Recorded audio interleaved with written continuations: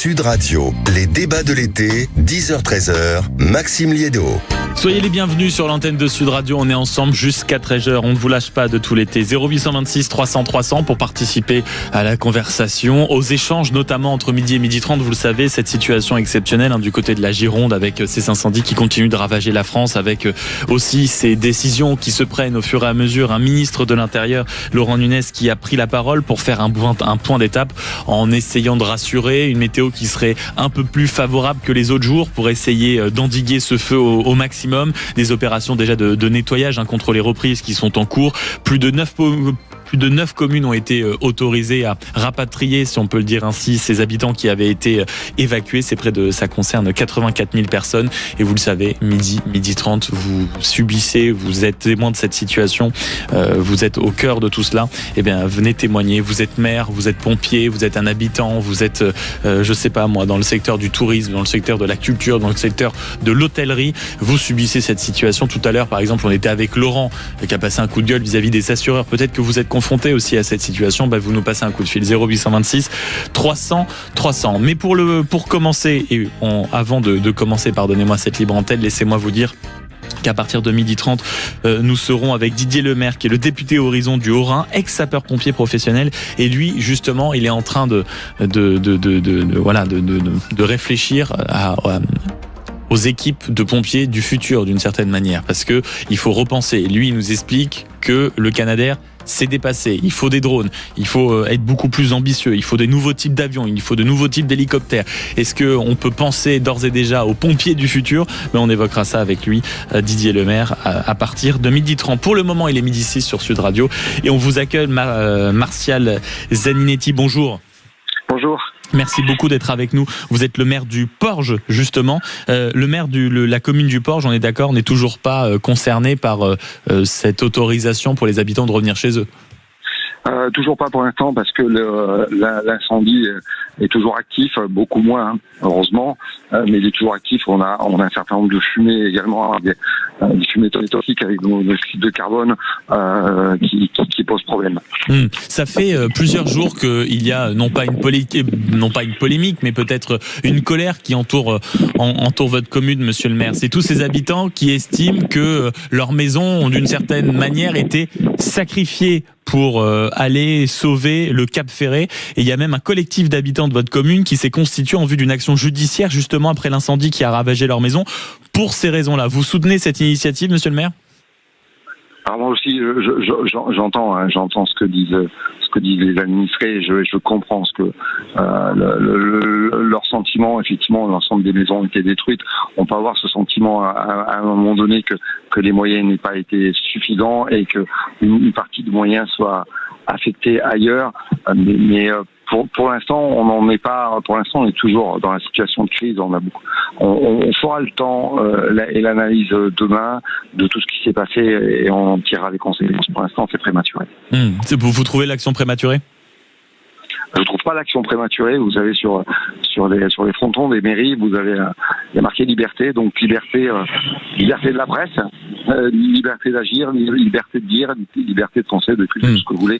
Et c'est parfaitement légitime en tout cas.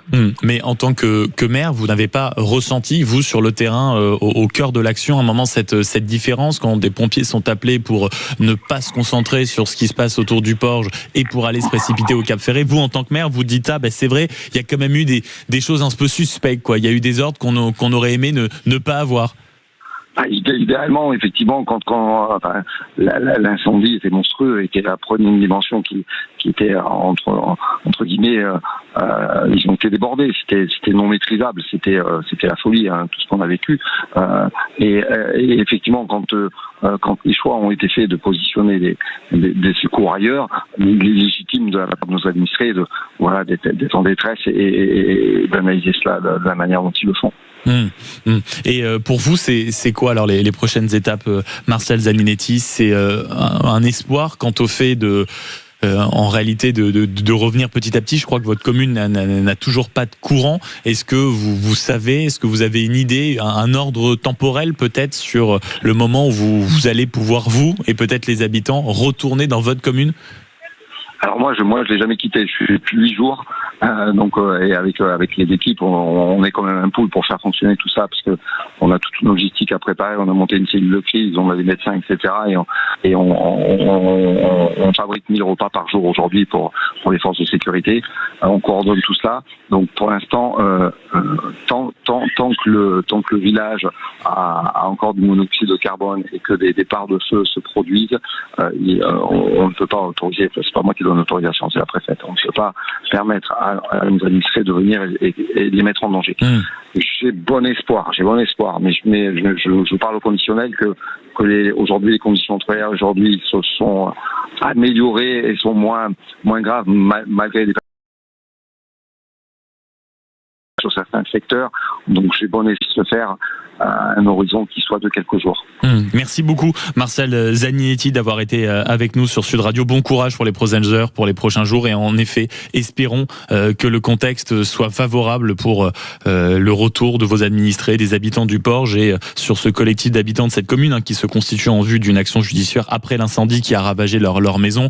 On a entendu votre compréhension et aussi d'un côté qualifier ça de prématuré. Il sera peut-être temps, en effet, de tirer les enseignements en temps et en heure. Merci beaucoup d'avoir été avec nous, monsieur le maire. Il y a aussi eu d'autres sujets qu'on a pu observer, notamment ce petit sujet qui monte. On va essayer de s'y intéresser avec ces habitants et ces maires qui rentrent dans leur commune en constatant notamment des vols, notamment des pillages. Ça a été le cas dans certains coins de la Gironde. Est-ce que vous aussi vous avez été témoin de ça? Vous êtes peut-être un habitant, vous êtes passé, je sais pas, devant un magasin après une évacuation, après un incendie, et vous constatez malheureusement qu'il y a eu pillage, il y a eu cambriolage.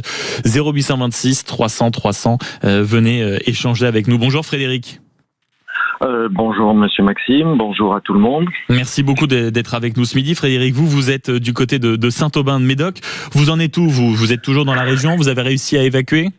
Alors nous on avait évacué effectivement relativement facilement, parce que moi j'ai pas attendu que de recevoir on a été avertis par des oui Frédéric, on s'est eu en début de semaine, vous étiez en train de prendre l'apéro, on avait plaisanté sur ça, et c'est des amis qui vous avaient appelé en disant à la télé on a entendu que vous deviez évacuer, vous êtes chez vos beaux-parents, c'est pas ça? Voilà, mais je suis chez mes beaux-parents à Poitiers, donc on vient de passer je crois que j'ai pris 2 ou 3 kilos parce que j'ai quand même pas mal mangé chez mes beaux-parents. C'est le principe des beaux-parents, Frédéric, tout va bien. Non. Je devrais pas faire des blagues comme ça parce que c'est pas le moment. Mais si. Un peu de sourire de temps en temps, Frédéric, c'est pas interdit.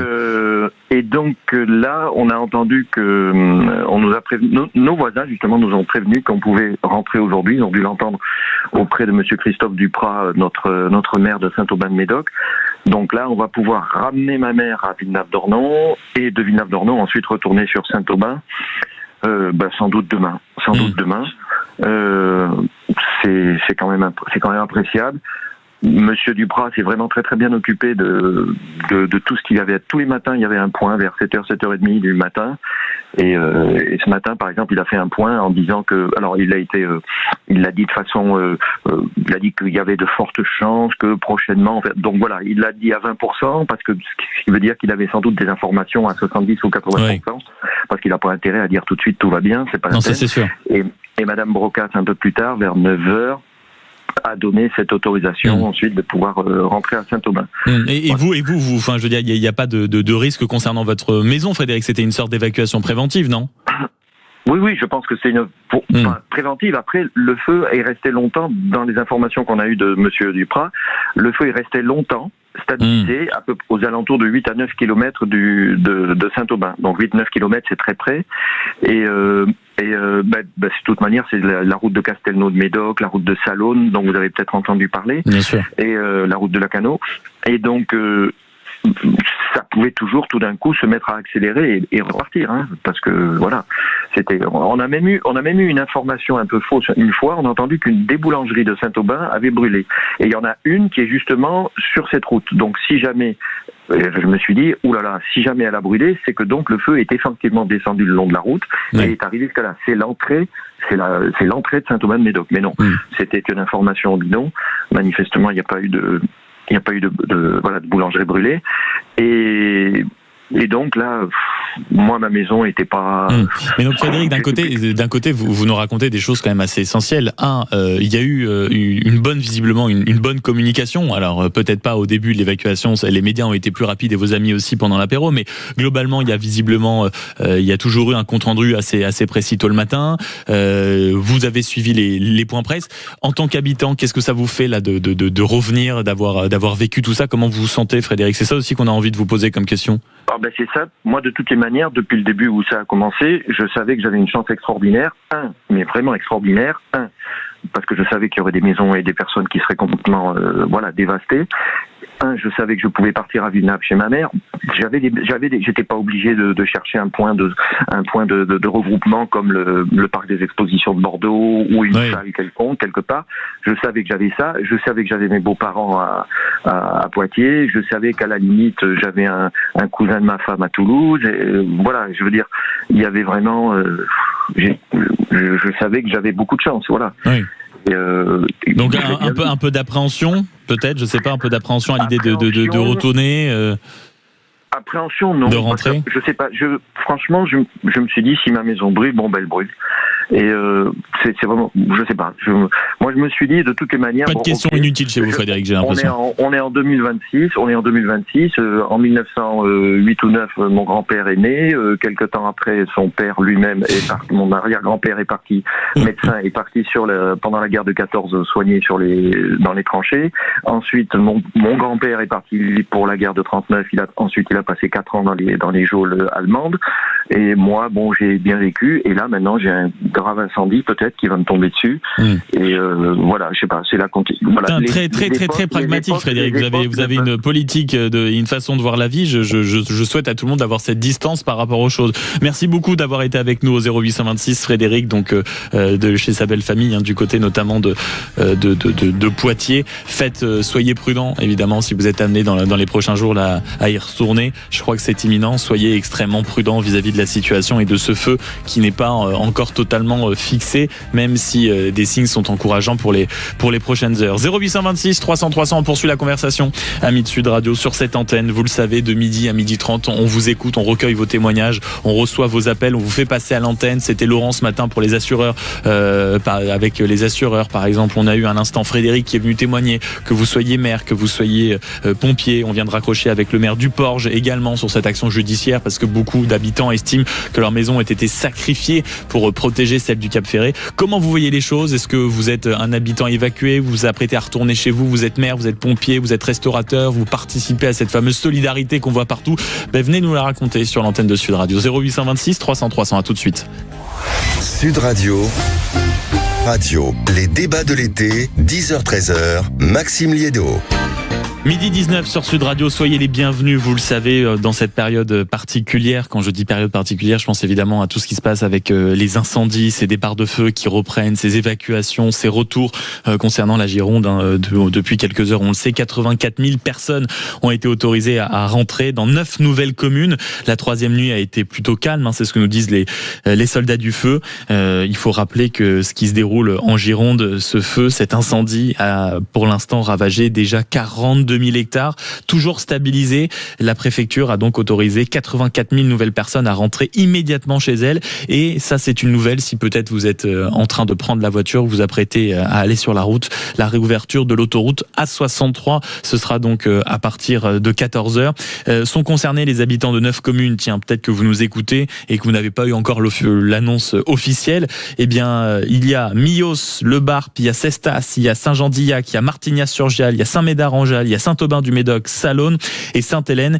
Et voilà, ça c'était pour les dernières informations, avec ces 84 000 personnes donc autorisées à rentrer dans les 9 nouvelles communes. Peut-être que vous faites partie d'ailleurs en nous écoutant de ces habitants qui vont redécouvrir dans quelques heures la joie de pousser la porte de leur domicile.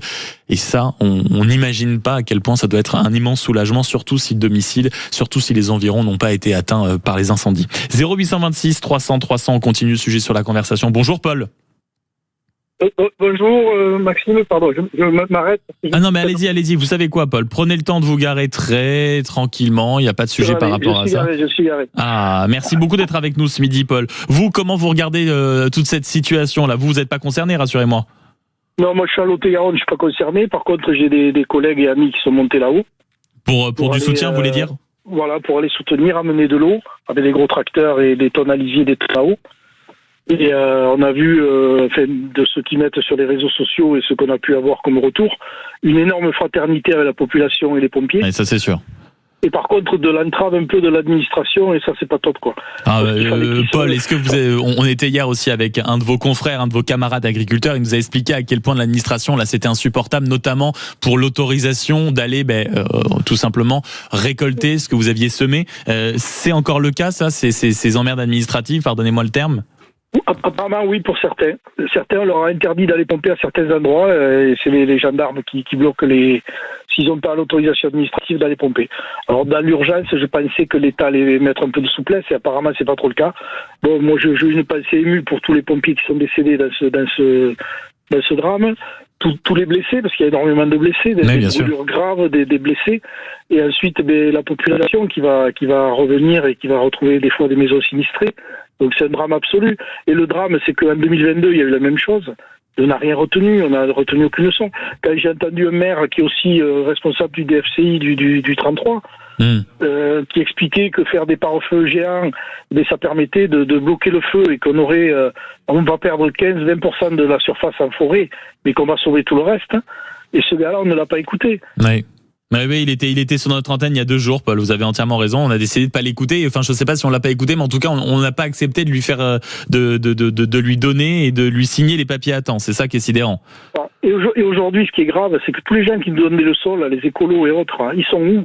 Dans le canapé de leur salon, pendant que les agriculteurs, les chasseurs, les forestiers, les habitants, tout ça, quand vous voyez des gens en basket au milieu du feu, et ça devrait faire réfléchir les autres. Ça veut dire quand même qu'il y a des gens qui aiment la nature, qui veulent protéger leur maison, leur forêt. Et ces gens-là, ils nous donnent des leçons depuis Paris. Ils savent même pas comment pousse une fraise ou une tomate et ils veulent tout nous expliquer. À un moment donné, on en crève de ces gens-là. On en crève. L'écologie politique est en train de nous crever, quoi. Elle est en train de crever la... Ouais, et quand on voit la situation de fait que nous traversons, quand on voit que c'est visiblement l'administration qui a encore la main sur certaines choses, ça reste de l'ordre de l'incompréhensible. Merci beaucoup, Paul, d'avoir passé ce coup de gueule que je pense salutaire sur l'antenne de Sud Radio 0826 300 300. On parlait des maires qui ont subi l'évacuation avec des habitants qui tout doucement sont autorisés à retourner chez eux. Ça, on le sait depuis quelques heures maintenant, depuis 8 heures ce matin. Parmi ces 9 nouvelles communes qui sont concernées par, j'ai envie de dire, le retour des habitants, ça concerne quand même 84 000 personnes. Il y a avec nous le maire de Cestas. Bonjour, monsieur le maire. Bonjour. Merci beaucoup d'être avec nous. Jérôme Steph, question banale, soulagé ce matin de pouvoir revenir dans la commune, de voir des habitants revenir? Bien sûr, soulagé mais pas euphorique. Voilà, soulagé parce que ce retour, on l'attendait tous et la pression commençait à monter, mais parfaitement conscient aussi que le retour ne signifie pas abandon total du niveau de risque. Et donc nous devons rester vigilants et prêts de nouveau malheureusement à évacuer si le besoin se faisait sentir. Ouais, donc on peut pas dire que ça transpire la sérénité, on est encore extrêmement prudent quant à la situation. Vous savez, depuis le début, ce feu nous a montré qu'il était capable de nous surprendre et de par son ampleur et par son imprévisibilité. Et donc, je pense que le maître mot, c'est d'être humble et attentif. Nous ne sommes pas particulièrement inquiets, mais par contre, nous gardons l'état de vigilance nécessaire pour faire face éventuellement à une nouvelle dégradation et pourquoi pas à une nouvelle évacuation. Pas particulièrement inquiet. Je ne me souviens plus exactement. La commune de Cestas, ça avait été une évacuation préventive ou le feu était venu quand même jusqu'à la commune? Aux portes de nos premiers quartiers, et quand je vous dis pas particulièrement inquiet, c'est que je suis allé encore sur zone ce matin et les parcelles de contact avaient été vraiment bien travaillées par nos experts DFCI et tous les pompiers et les experts DFCI sur place étaient plutôt sereins sur la façon dont les zones avaient été mises sous protection. Donc ça semble assez serein. Est-ce que je peux me permettre de vous poser une question, monsieur le maire, concernant ce qu'on a pu lire ici ou là, des communes, des habitants qui regrettaient qu'après des évacuations préventives, certains avaient remarqué des cambriolages, des vols, parfois du pillage. C'est le cas, vous, dans votre commune, du côté de Cestas ? Alors nous, on a remarqué quelques cambriolages avérés qui ne sont certes pas très nombreux. Par contre, on a eu énormément de signalements, de passages par des caméras de surveillance de privé, d'alarmes déclenchées, de maisons marquées. Voilà. Et aujourd'hui, moi, mon point d'attention, c'est que le nombre de cambriolages enregistrés, eh bien, ne correspond malheureusement qu'à la partie qui a pu être constatée. Et on espère que ce nombre ne sera pas multiplié, je ne sais par combien, dans les jours prochains. Ça, c'est un vrai risque, Jérôme Steph. En effet, qu'avec les évacuations, on va dire un peu le brouhaha qui occupera la commune de Cestas dans les prochaines heures et dans les prochains jours, qu'il y ait cette augmentation, en effet, de cambriolage, peut-être même de pillage de certains magasins. Bien, alors pillage non, parce que on a eu des vérifications de sécurité, mais par contre oui, cambriolage c'est possible, même si effectivement nous avons eu des renforts de gendarmerie qui ont bien patrouillé, mais nous on a une ville qui est quand même qui s'étend sur 10 000 hectares, donc vous comprenez la difficulté de patrouiller sur une ville aussi vaste. Ça c'est sûr, et ce sera pas des jours et des heures extrêmement faciles. Merci beaucoup Jérôme Steph, maire de Cestas, d'avoir été avec nous. Bon courage donc pour ce retour dans la commune qui concerne 84 000 personnes. Cestas fait partie de ces 9 nouvelles communes qui ont été autorisées par la préfecture en tout cas à ouvrir ses portes et à accueillir à nouveau les habitants qui avaient évacué il y a quelques jours. 0826 300 300, on poursuit la conversation, on poursuit l'échange toujours sur cette situation particulièrement pénible du côté de la Gironde avec ces incendies. Il y a cette commune du Porge qui attire toujours les regards, l'attention avec des habitants. Vous l'avez vu, on en a parlé tout à l'heure, qui ont décidé d'intenter une action en justice parce qu'ils ont eu l'impression que leur maison a été sacrifiée pour, d'une certaine manière, protéger les belles villas du Cap Ferret. Le maire a dit que c'était peut-être une action précipitée, mais que ça avait évidemment toute sa place et que ça s'était évidemment exprimé. Et ça fait partie certainement des conséquences qu'on va suivre ici et qu'on va analyser dans les prochains jours. 0826 300 300, encore un témoignage et c'est le vôtre Olivier, bonjour. Oui, bonjour. Merci beaucoup d'être avec nous Olivier. Vous nous appelez de quel coin? Vous êtes concerné par la situation? Nous, on est de Parentis. Oui. Comme je disais à Zach, heureusement, nous, on était partis donc mardi dernier. De tous ces événements de feu qui a pu commencer déjà sur la région de Gironde et après malheureusement avec ce camion apparemment qui aurait pris feu, qui a mis feu à une bonne partie de la forêt de Biscarrosse et une partie de Parentis. Donc nous on a suivi des événements, je veux dire un peu de loin, mais quand même très attentifs aux médias télévisuels. Ça c'est vrai que d'ailleurs après sur les réseaux on a vu une autre maison et je veux dire à 500 mètres du feu un nuage où il y avait le feu. Donc c'est vrai que ça nous a fait peur. Mais moi j'ai une pensée quand même pour tous les résidents de Biscarrosse qui eux ont subi. Ça a été très dur et très violent de leur côté. De plein fouet cet incendie. D'ailleurs, nous en Biscarrosse c'est juste à côté, donc on connaît bien. Quand on a vu sur la route principale dans la zone d'activité il y avait un magasin de jardinerie qui a complètement brûlé. Ils ont vraiment subi de plein fouet cet incendie, quoi. Et vous avez réussi à revenir du côté de Parentis, Olivier? Disons que nous, effectivement, quand les événements se sont précisés, après la ville, par précaution, puisqu'il y avait quand même en lisière à Parentis, l'évacuation a eu lieu. Donc nos voisins, même les gendarmes sont venus taper. Donc comme j'ai une sonnette connectée, j'ai pu les voir à leur dit qu'on n'était pas présents. Mais c'est vrai que tous les voisins sont partis. On a même demandé à un de nos voisins de venir chercher des choses importantes dans la maison. Et puis donc nous on a suivi vraiment, on n'a pas vraiment suivi ça de très près, mais pas présent sur Parentis. Après les évacuations se sont faites à droite à gauche. Beaucoup de campings ont été évacués, donc je pense que les gens avec leur voiture malheureusement sont soit retournés chez eux ou à proximité s'ils avaient de la famille ou autre. Ouais. Mais c'est vrai que ça a été très très violent. Puis après, on a suivi forcément ce qui se passait aussi, puisque c'est aussi le lieu qu'on connaît, le bassin d'Arcachon, quoi. Donc là, ça a été aussi très violent. Et d'ailleurs, une anecdote, puisque nous on était sur Royan, et on devait se rendre à l'aéroport pour récupérer notre Delphi et à l'aéroport de Bordeaux. Donc il y a eu des avions qui ont été forcément retardés, mais à un moment donné, on s'est arrêté sur une aire de repos avant l'aéroport, et c'était irrespirable.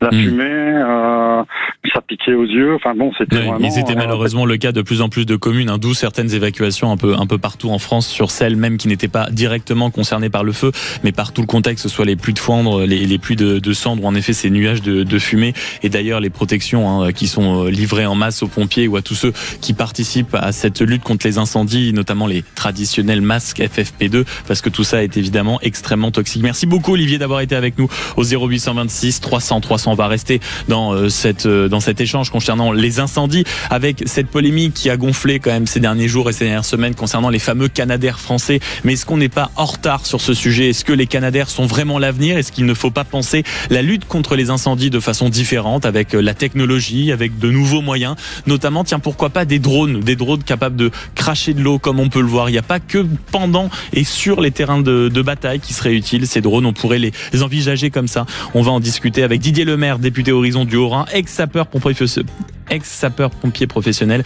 qui justement s'est penché un tout petit peu sur ce sujet. À tout de suite sur Sud Radio. Sud Radio. Jusqu'à vendredi, partez au soleil en République dominicaine avec la compagnie aérienne Air Europa et